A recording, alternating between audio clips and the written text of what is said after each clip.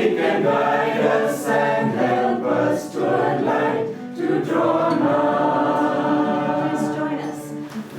How very, very nice it is for us to be here. You know, Chennai has such wonderful devotion. There's everything. The air is a little bit soft. The weather is nice, commodious. There's just a sweetness about the area, at least for us. There certainly is. I hope that you're like fish swimming in a sea that has a little sugar in it, so maybe you don't taste it so much anymore. But for us, coming here, it's very, very sweet for us. And it brings out, for all of India, it brings out a friendship and a heart quality, and Chennai is certainly a beautiful example of that. We don't have any particular strong theme that we're going to talk about. This is more just a satsang. We're just friends, guru bhais, fellow travelers along a path that are just wanting to share together. Mainly, that's the real essence of both satsang and spiritual community. It isn't you must come and do this. It's people just want to be together. They want to be in the vibration of others who are of like mind and like heart, who vibrate. And we're kind of like a flock of birds that flock together simply because we like to be together, and we're trying to lift up. We're trying to soar a little bit higher, and we can help each other do that. We came just over a week ago. We've only been in India about 10 days, 9 days, and we stopped in NCR. We stayed with Dhyanaji for a little while, and I'll give you a couple of bits of news because it's nice to share these things. The work in NCR is going extremely well.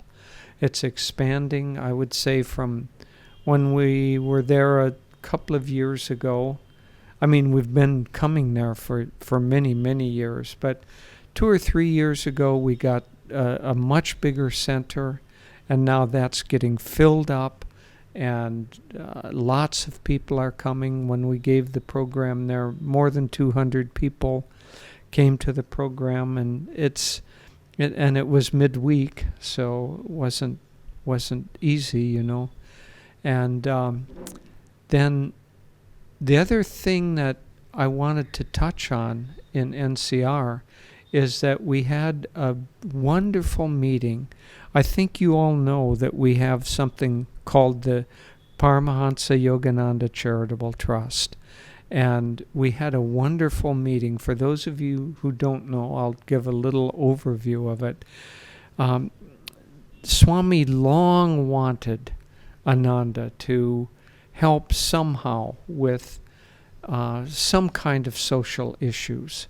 He thought perhaps it might be an orphanage, perhaps it might be something for elder care. He had something he called evening hospice, which was to help people who were moving toward making a transition from this life to the astral plane. Anyway, he threw out a number of ideas, but he was very, very eager to see Ananda, because all of the masters, all they are really is a beacon of love, of compassion, of joy. Each will vibrate slightly differently, but certainly a sense of compassion, a sense of wanting to see everybody be happy and well and better off. Well, with that vibration, the Paramahansa Yogananda Charitable Trust was formed, and absolute miracles are happening with it. We, Devi ji and I and some others, Dhyana ji and others, visited last fall when we were here, and I think it was November that we went there. And it was getting started and really beginning to flow, but now it's really flowering. And let me tell you just a few of the things that are happening. We have 4 homes where mainly we're working with widows, because in Vrindavan, for a long time, widows have come there that have been thrown out by their families or rejected by society and have nowhere else to go. And so they've come there because they can kind of barely eke out a little bit of a living, and by begging, and because many tourists come and so on. At any rate, we went there about a year ago and realized there was a real need. And some of them were receiving some food, some medical care through the Ramakrishna mission there, but it was not what we wanted to see. So we began helping with the Ramakrishna mission. And as that expanded and we began working with the widows there, we saw many needs they had. Most especially, it wasn't just that they need a blanket or some rice or milk powder or medical care. Of course they need that. But these are people who've been rejected by society. They need love. They need acceptance. They need friendship. They need, most of all, a real caring heart that cares about them and works with them. So in that line, we have begun the work there. And we have some very, very saintly people who are part of the staff, who are going out into various districts. They could come and get food and get medical care, but some of them can't even do that. They can't walk, or they're somehow not mentally or psychologically capable of going into some new situation. And so we're reaching out to them, and we're going and helping them. Now we're helping about between 5,000 and 7,000 widows. We're helping them have food and medical care, but more importantly, we're helping with really caring about them. And what's begun to happen is that as this is evolving, and it's evolving extremely quickly. I mean, we could spend the whole satsang talking about it, so I won't. But miracles are happening, and many, many people are being drawn to come and help. We have 2 core members in NCR who are both doctors. And the man, after many years of service, is retiring. And they've found a whole new life. They're going to be bringing medical care, reaching out into the homes and going and helping these ladies. We have another woman who has been a designer and in the fashion and industry, and she's teaching people how to sew at a much higher level so that they can earn a living and feel like they're contributing to society again. And at any rate, many, many people are being drawn to help, and it's going so rapidly and having such an impact that it's going to change all of Vrindavan, honestly. And it may change all of India and the way social service is done. Because what's happening is, up until now, people will give money and they'll give some physical thing, but it's like they dispense it. You come up, you get it, and you move on. The next person, here's your rice, move on. This is giving love. It's giving care. It's giving, but not just that. It's also trying to lift up the consciousness of these people so that they don't have the next incarnation reincarnating in much the same circumstances. And it's so heartening to see that happening. The other piece of news that I will give is that We just heard this morning, we are in regular contact with the director and the producer of the movie The Answer. This is the movie about Master and Swami's life. And we have now received, we're in a cycle where we're going to festivals, film festivals with that movie. And we just, about 2 weeks ago, were voted the best film at one of the top 25 festivals in the world. And currently we're at 2 festivals. We're at the London International Film Festival, and they like the film so much, they're showing it at the beginning of the festival, kind of premiering the movie, and then they'll show it again toward the end. And then concurrent with that, we're in a festival in Sedona. So Pavan and Kavita are in London. They're going to fly to Sedona. Arizona. It's in Arizona in America. They're going to fly to this festival, which again is a very prestigious festival, be there just for the presentation of the movie, fly back to London. But we've received 25 or so awards or official invitations, and they're just continuing to pile up. That in itself would be wonderful and impressive. But what is more impressive and the most heartening is that these people who are basically professional filmmakers are loving the film. It's touching their hearts. It's awakening the soul yearning that's within them.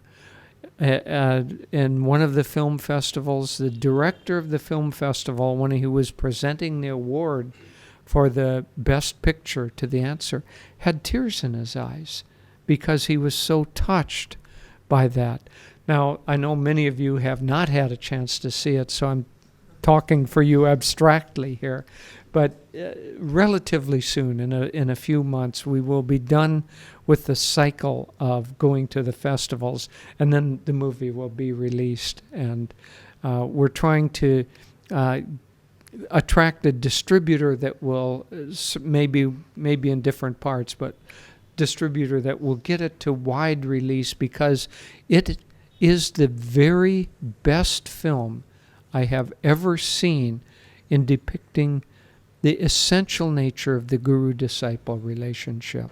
The love, the care, the intelligence, the wholeness of it all. And it's a beautiful, beautiful film.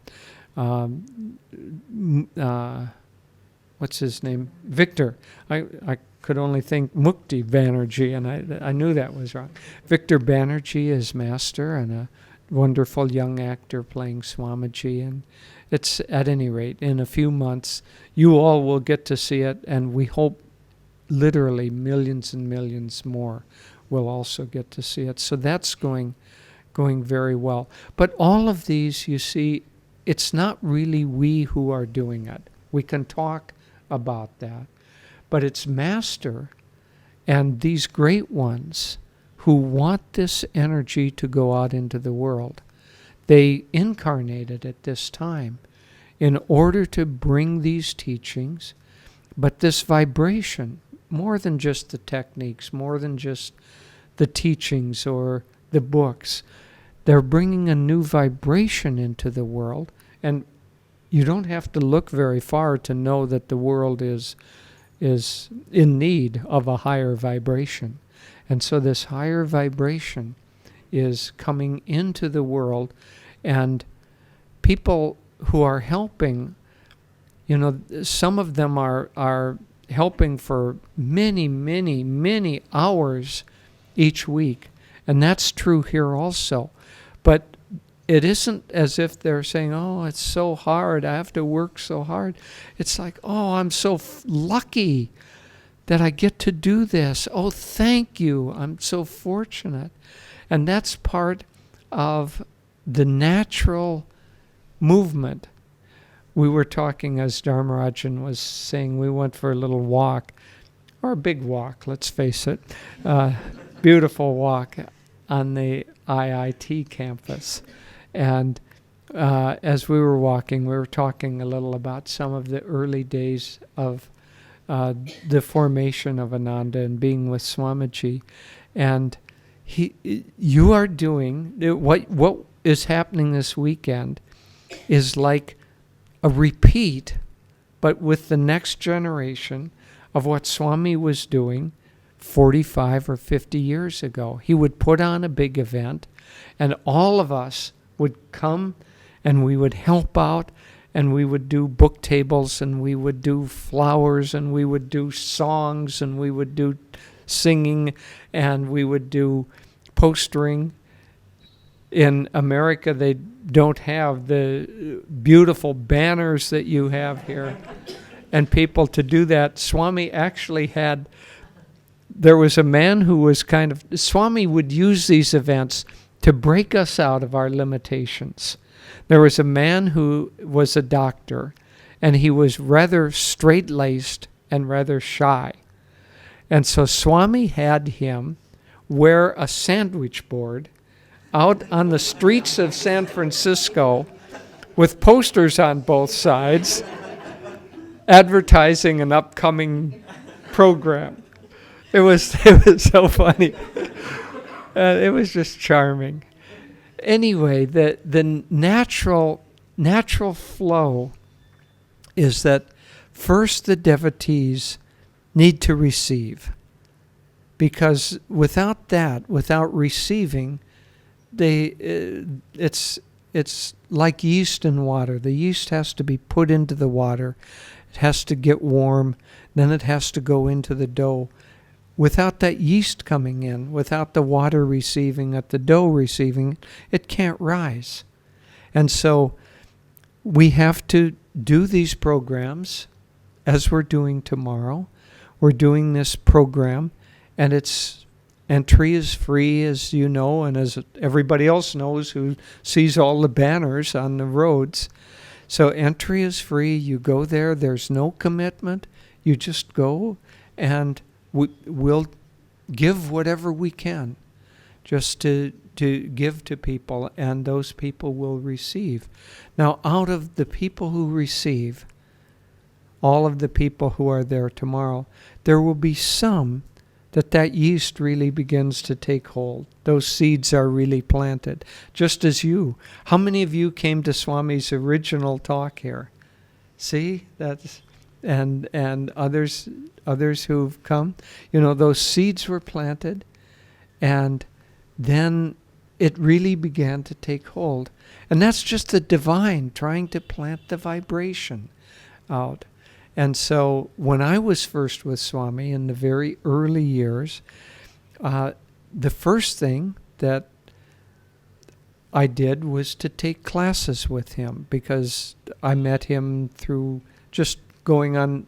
My brother-in-law and I found his address, and we just knocked on his apartment door and met him that way.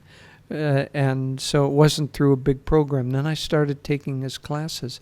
But then after that receiving, after that yeast begins to go a little bit, then the next stage is what you are all doing and experiencing, that you don't want to just receive. You want to serve. You want to be a part of it. You want to do something. And it's just natural. We're all working within a flow of God's consciousness. And so there will be a lot of people, the vast majority of people in Chennai won't have any interest in coming to that program at all. And they might even laugh at it. Are you sure? No, I'm not sure. Could be that we'll have... How many people live in Chennai? Lot of lines around waiting to get in. At any rate, it's part of the whole gunas, the way God works. The tamasic guna isn't interested in spirituality. And so anyone who's tamasic won't be interested in coming. They'll probably laugh at it. But then there will be those who are interested, but they'll come, and at first they'll come only for what it's going to do for them. It'll be interesting. I might learn something. I want to see what these Westerners are like. Who knows what the motivation is? But it's only a little bit out of selfishness. Now that is, in the caste system, that's the Vaishya.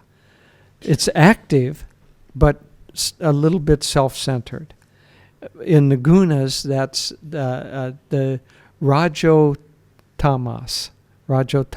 guna. And so some of the people who will come tomorrow might be of that nature, but if they are, they probably won't continue. But then the next vibration up is those who want to receive, but want to do something, want to get active, want to improve their lives, and soon they also want to give. So when I was first with Swami, I began by taking the classes, and it was wonderful.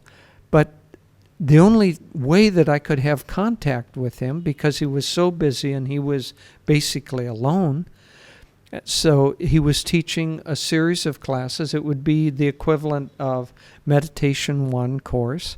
He was teaching that course, and he would teach it around the Bay Area, in the San Francisco Bay Area. And every once in a while, he'd come back to San Francisco, about once every 3 months or so, and teach the course there. And so I took it once, and then when he taught it again, I took it a second time. When he came back again, I took it a third time. But by the third time, I had been, I don't know, the yeast had risen enough, so I wanted to help. And so I would carry a big suitcase full of the few books and records that he had, and I would walk behind him. I was young. I was a little bit shy. I hadn't quite come out of myself yet. Swami had long hair, a long beard, dressed in orange robes when he taught the class, and we would be walking down the streets of San Francisco. And the first few times, I must admit, I kind of walked about 15 or 20 feet behind him, like I'm maybe helping him, but I'm not really with him,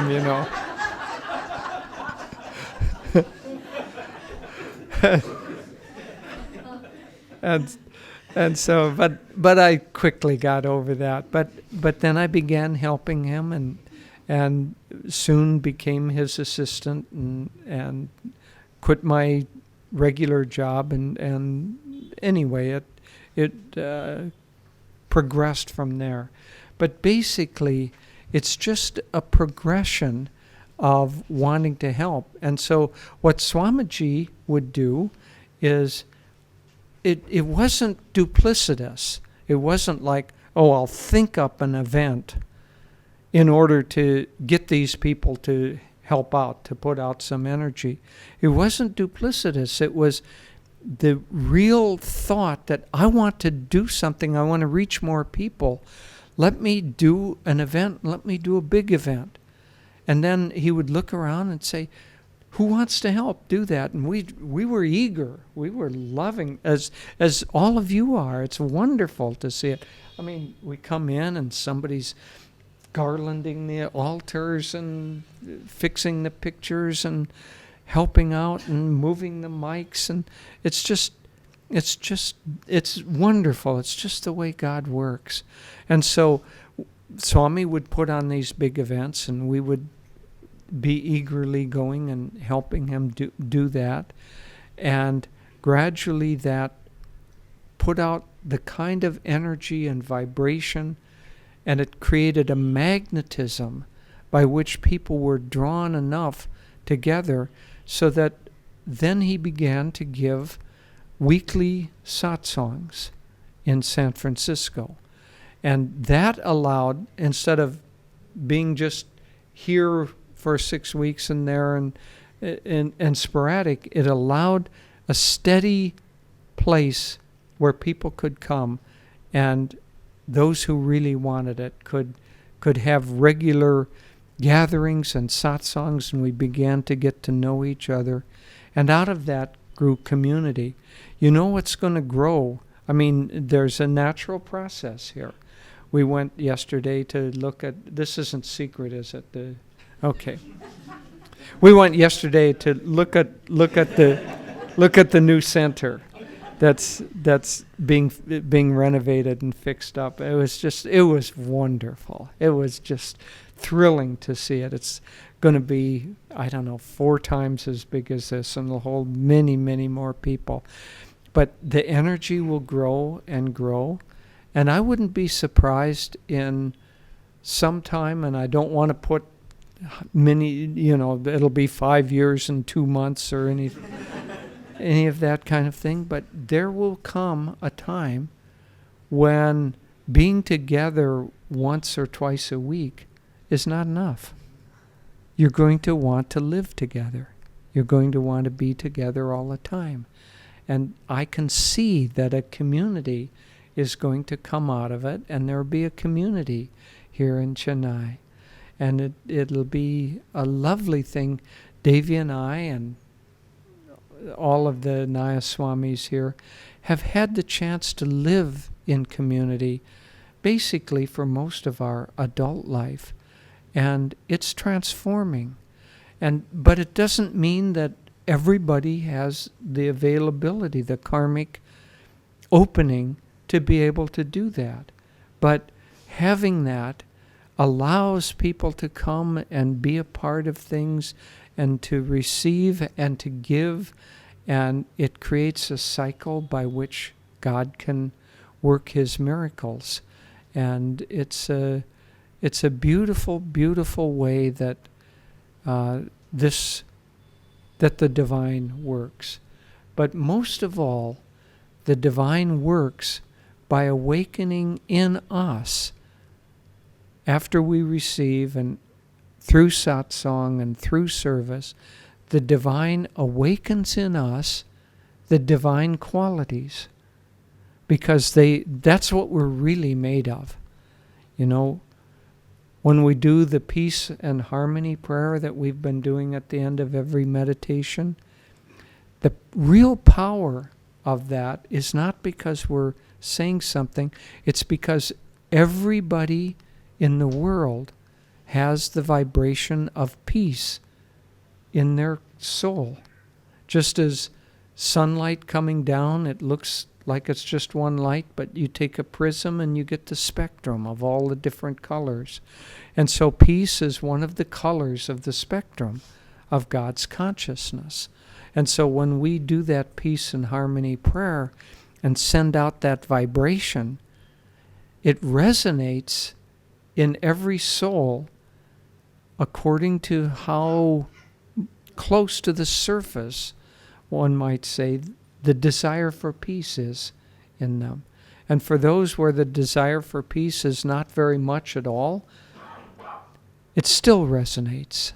It still affects. So without going at length with that, what I want to say is that all of us were made up of the spectrum of God's qualities. And eventually all we will want to do, and it's already happening, I can see it, all we want to do is have our life, our activities, our mind, our emotions, our desires resonate more and more purely with those qualities. And so we will each become a kind of walking, point of manifestation of peace and of love. And that love might express itself as friendship, or as we are doing in Vrindavan, as kind of compassion, but it isn't even just compassion, it's just the desire to share and help. And it'll express itself that way, or it'll express itself through joy, or through wisdom, or through whatever is right in the circumstance. But it's all these masters who are gradually tuning us, because we're willing and we're wanting to be tuned, they're gradually tuning us to their consciousness. And at the end of that process, when we're perfectly attuned, we not only won't want anything except that vibration, we won't do anything except in harmony with that vibration. And we will want, as Swami did, to share that vibration with everybody that we can possibly affect. And so his heart was so open and so warm. When he would walk down the street, and Devi has this quality beautifully, he would just make contact with people. When I say Devi has it beautifully, when we flew down here 2 days ago, we flew down on Indigo, and so you come out of the terminal and you get on a bus to take you out to where the plane is. Well, we were sitting and next to this woman who was in a wheelchair, and her husband was sitting next to her. Davy just started a conversation with them. It's like, I've got 2 minutes, let me start a conversation with these people and just be friendly to them. I'm more pulled back and in the spine, and I'm happy to see her do it. And even with that, I got drawn into it. But nonetheless, see that beautiful quality of just, there's no barrier. The barriers, the distance between you and other people begin to disappear until you just feel in resonance with everyone. And it isn't like you sit down and begin to lecture or anything like that. It's just sharing vibration. But that vibration, we don't create it. We express it. And it's very, very beautiful to be here and see how beautifully God is expressing through everyone.